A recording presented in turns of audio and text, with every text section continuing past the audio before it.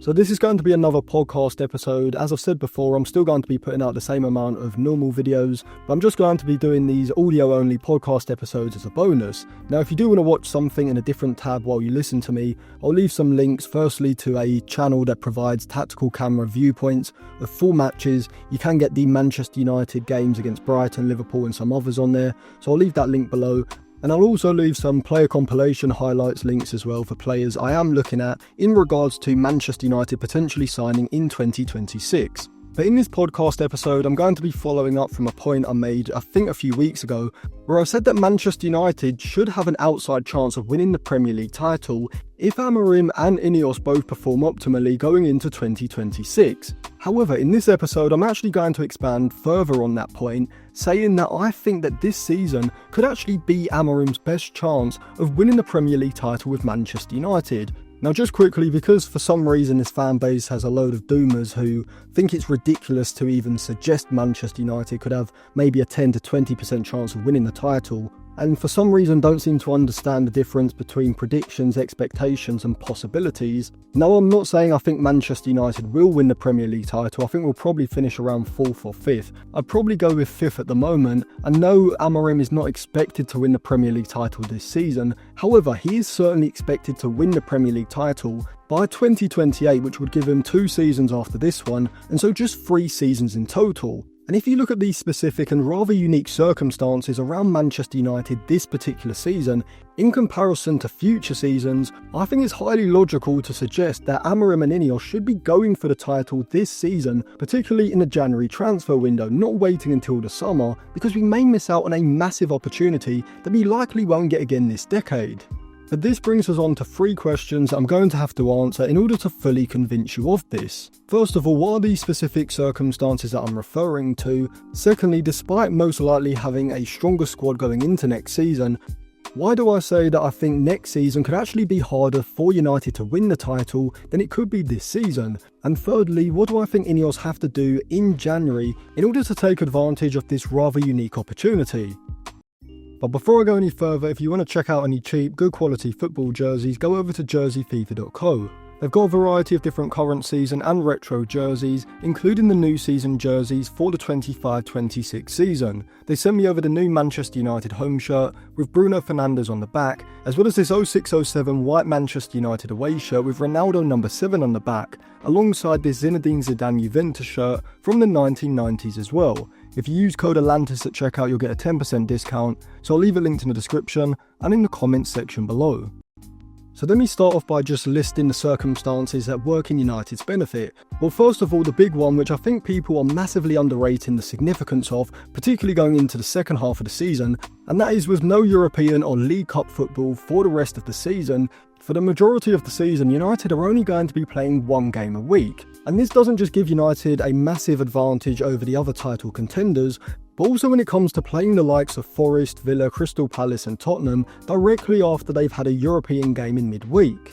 And so throughout a lot of games going into the second half of the season, United are going to have an advantage over the opposition in terms of preparation for that specific game, with Amorim and United able to focus pretty much the full week, 5 or even 6 days on that specific match, whereas if you're like a Crystal Palace or a Nottingham Forest and you have a game on the Wednesday or Thursday, for example, followed by a game on the Sunday, you may only have 1 day on the training ground in order to prepare. That's not even factoring in fatigue individually throughout that specific week, but also throughout the course of the full season. The fact that Amorim, as the Manchester United manager, also has a greater amount of time to focus on each individual match in terms of tactical setup, compared to those managers who also have to think about European and League Cup games. And also just look at it from the likes of Liverpool, Arsenal and Manchester City's point of view, who you would imagine would be the title contenders. When it's a European game week and they're playing, say, a Palace or a Villa, yes, of course, the opposition sides that they play are going to be weakened and fatigued and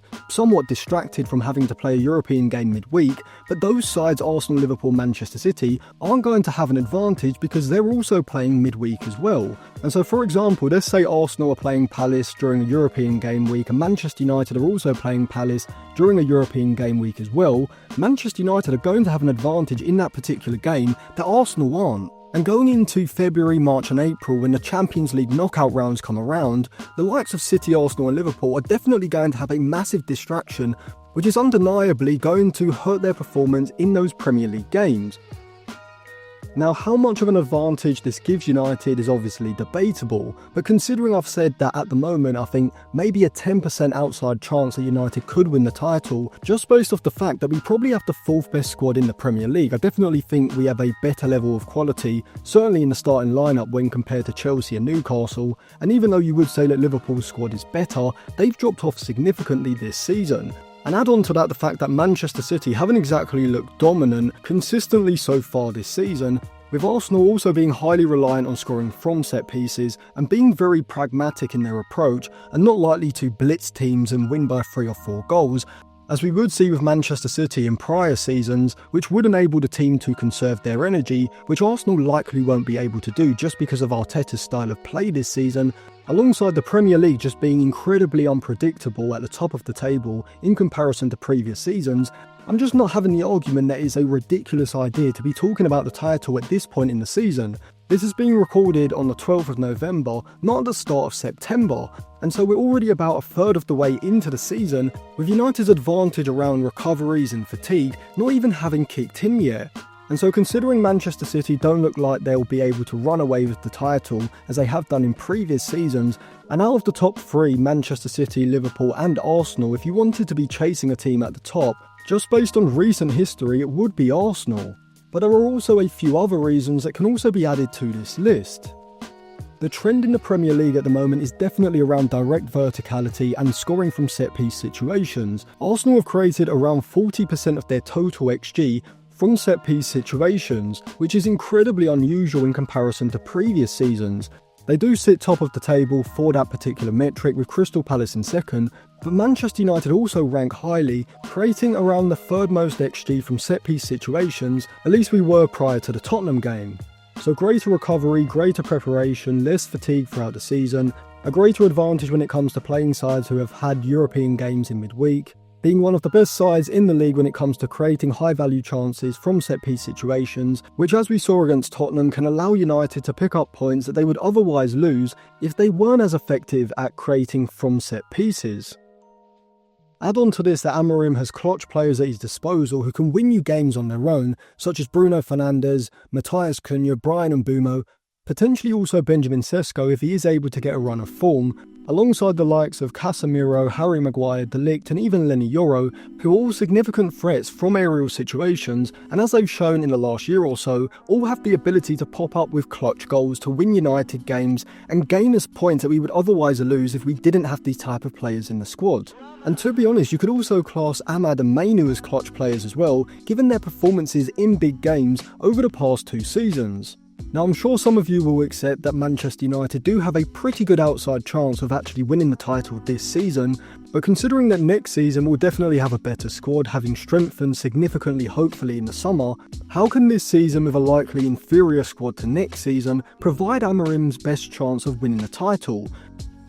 Well, it's pretty simple. Comparing Manchester United this season with next season and even the season after isn't what you should be looking at when judging United's best chance of winning the Premier League. You have to look at the comparative difference between Manchester United and the other title contenders. Yes, Manchester United may have a stronger squad going into next season, but we're also going to have European football. Or you would at least assume at this point in the season, and so we're not going to have the same advantages in terms of recovery, preparation and fatigue throughout the season that we are going to have this season. And also, even if Manchester United are better next season than we are this season, in terms of individual ability in the squad depth, as well as just the functioning of the tactical system as well, it's also highly likely that the likes of Arsenal, Manchester City, Chelsea and certainly Liverpool, as I think all 3 of those teams are maybe 1 or 2 big signings away in the summer from being able to dominate the Premier League next season and run away with the title without United even being able to get close to challenge, which is exactly the issue that the likes of Ole and Jose Mourinho had during their tenures when they finished second,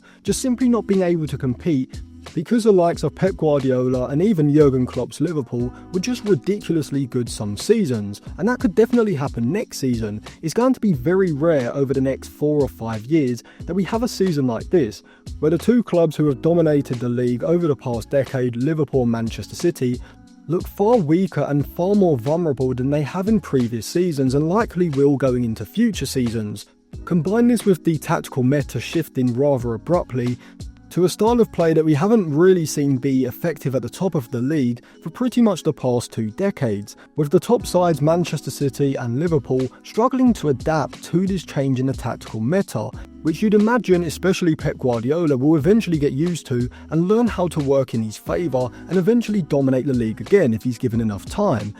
And so add in European football with the likes of Liverpool, Manchester City, Arsenal, even Chelsea and Newcastle improving next season, as well as the other list of advantages that I've mentioned throughout this video, and I think it becomes pretty plausible that this season Manchester United have found themselves in a situation, funnily enough through being terrible in the Europa League final against Tottenham last season and against Grimsby earlier this season, that could enable us to compete and maybe even win the title well ahead of schedule. But just as I've spoken about the online fan base sometimes being overly pessimistic, I think this also applies to Ineos as well, as I just think they have a total lack of ambition, considering we've had recent reports that there will be no January signings. Now if that is true, I think it's just dropping the ball completely. Yes, of course we hadn't planned to win the Premier League title until 27-28, but if you aren't even going to recognise, let alone try to take advantage of these type of situations effectively, then I really don't have much confidence in you being able to win the title at all. See, the issue with me is that Ineos, alongside a large proportion of the online fan base, have this very linear view of how success should come. First we finish 5th, then we finish 4th, then we finish 2nd, having just competed with the title but being a bit short, and then the season after we eventually win it, going in stepping stones. But this isn't how reality actually works. If you look at Tottenham under Pochettino,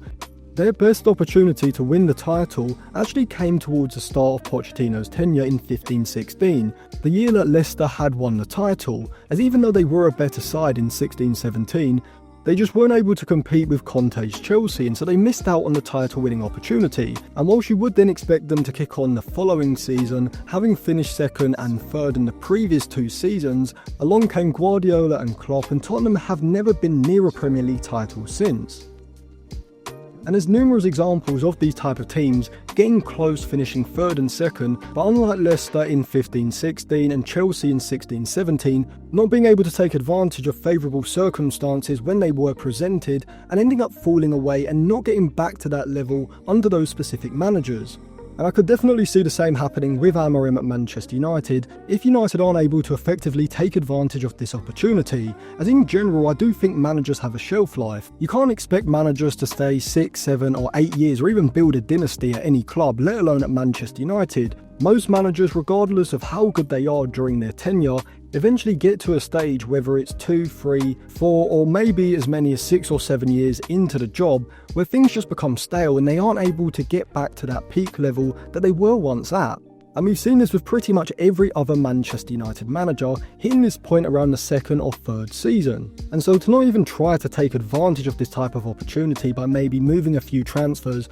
from the summer 6 months forward into January, let alone completely disregarding the fact that United could be in a title challenge at all, to me is the main problem at the club and just shows a clear lack of ambition, thinking in these fantasy terms of building linearly and having this grand project which at the end is going to result in a Premier League title, but we are a couple of years away, so don't have too many expectations now. This sounds good at this point in time, but scroll forward 3 years, is it likely that Manchester United go from 5th to 4th to 2nd and then eventually win the title and build this grand dynasty? It's probably not. Things go in cycles, you've got to take your opportunities. You don't have to go from 5th to 4th and work your way up to 1st. You can go from 5th to 1st, maybe back down to 3rd or 4th, and then maybe go back up to 1st as well. We've seen that with Liverpool. Things don't work linearly. You have to be able to take advantage when the opportunities present themselves. And so this brings us on to the 3rd question of how I think Ineos can do this in the January transfer window. Now, I'm not going to go into too much detail in the analysis in this video, as I will do follow-up videos analysing those specific players, but in terms of a list of players who I think Manchester United should be targeting in the summer and could potentially sign 6 months early in January, the 3 names I look at are Adam Wharton, Semenyo and Ederson, and for me, I think Semenyo and Ederson are definitely at least somewhat possible. Definitely Ederson. I mean, he's only got 18 months on his Atalanta contract, so even in January I reckon he could be available for around £40 million. And Semenyo as well. I mean, if United are going to want to sign Semenyo in the summer, we're still going to have to pay, say, 65 to maybe as much as £75 million,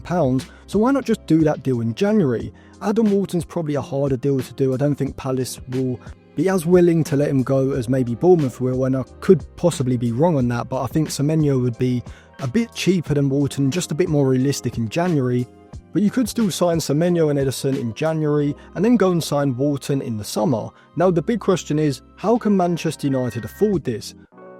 Well, it's pretty simple, just by selling players. We've got Ugarte and Mainu, neither of whom are starting players for Amorim, and neither of whom look like they'll be able to break into that starting 11 consistently anytime soon, with Mainu also having just 2 years left on his contract come the summer,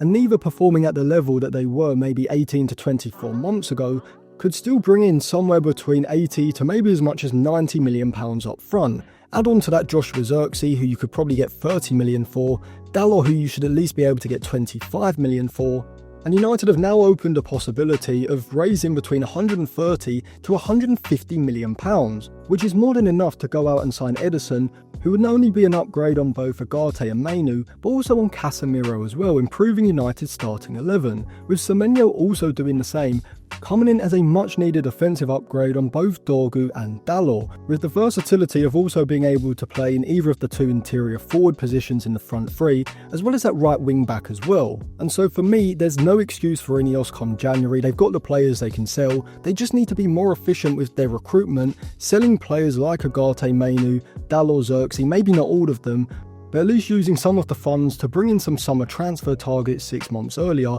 as well as being able to then pad out the squad and replace those squad players that have been sold with cheaper options either on loan deals or at significantly reduced prices because of their contract situations. With players like maybe Quinton Timber, whose contract is up at the end of the season, definitely being someone that I think would be capable of fulfilling Mainu's backup role in the squad, and maybe also replacing Zirkzee with someone who offers a bit more in terms of being able to actually get the ball in the back of the net. And my choice, as I've said in a previous video, would be Youssef En-Nesyri, simply because of his world-class offensive aerial ability in the opposition's box, which alongside Sesko could give United a completely different avenue of creating and scoring from high-value chances.